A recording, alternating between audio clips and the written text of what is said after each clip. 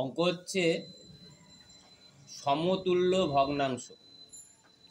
কোনো ভগ্নাংশকে যদি একই সংখ্যা দিয়ে গুণ বা ভাগ করা হয় লব এবং হরকে, তখন তাদের বলা হয়, তাহলে ভগ্নাংশের মানের কোনো পরিবর্তন হয় না, তখন তাদের বলা হয় সমতুল্য ভগ্নাংশ। ঠিক আছে, কি বললাম?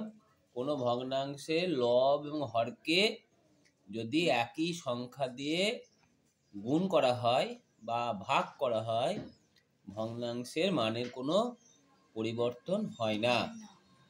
এই যে ভগ্নাংশগুলো পাবো গুণ করার পরে, সেইগুলোকে বলা হয়, এই যে 2-এর 3 লিখেছি, এই ভগ্নাংশের সমতুল্য ভগ্নাংশ। মনে থাকবে?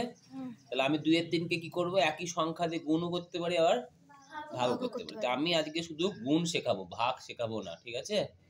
তাহলে গুণ দিয়ে ধরো অঙ্ক আছে 2-এর 3, তাহলে 2-এর 3কে 1 দিয়ে গুণ করলে কত হয়? ওপর নিচে 2-এর 3 হয়। আমি 1 দিয়ে গুণ করব না, আমি কি করব? 1 বাদে অন্য সংখ্যা দিয়ে কি করব? গুণ করব। তাহলে 2-এর 3 লিখলাম। এবার বলো 2-এর 3 কত গুণ করা যেতে পারে? 2 দিয়ে গুণ করি, কত হয়?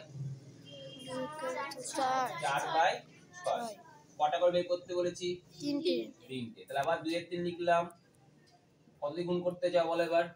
3 দিয়ে গুণ করো, কত হয় বলো? 6/9। আবার বলো 2-এর 3 লিখলাম। দেখতে পেয়েছো? আগে 2-এর 3 কি করছে আমি লিখে নিচ্ছি, তাই তো? তারপরে নিজের ইচ্ছা মতো যা সংখ্যাতে ইচ্ছা তাই গুণ করছি। 4 দিয়ে গুণ করতে ব্যাপার নেই, 10 দিয়ে গুণ করতে পারো তুমি। 10 দিয়ে গুণ করলে কি সুবিধা হবে? গুণটা করতে আমার কি হবে? সুবিধা হবে। 10 দিয়ে গুণ করলে কত হয় বলো? 20 আর কত? 30। বুঝতে পেরেছো? তাহলে আমি কি করলাম? কত লিখবো? লাস্টে উত্তর কি লিখবো? অতএব 2-এর 3টি সমতুল্য ভগ্নাংশ হলো কত কত বলো? 4/6, 6/9, 20/30। তোমার ইচ্ছা মতো যে কোনো সংখ্যা দিয়ে তুমি ওপর নিচে গুণ করবে। ঠিক আছে? এবং সেটা একই সংখ্যা দিয়ে গুণ করতে হবে। হ্যাঁ, এবার দেখো আমি মোট কটা অঙ্ক দিয়েছি তোমাদের?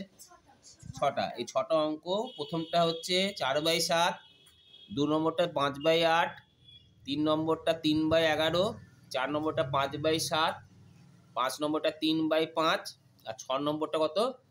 7/9। এবার একা একা করো এগুলো।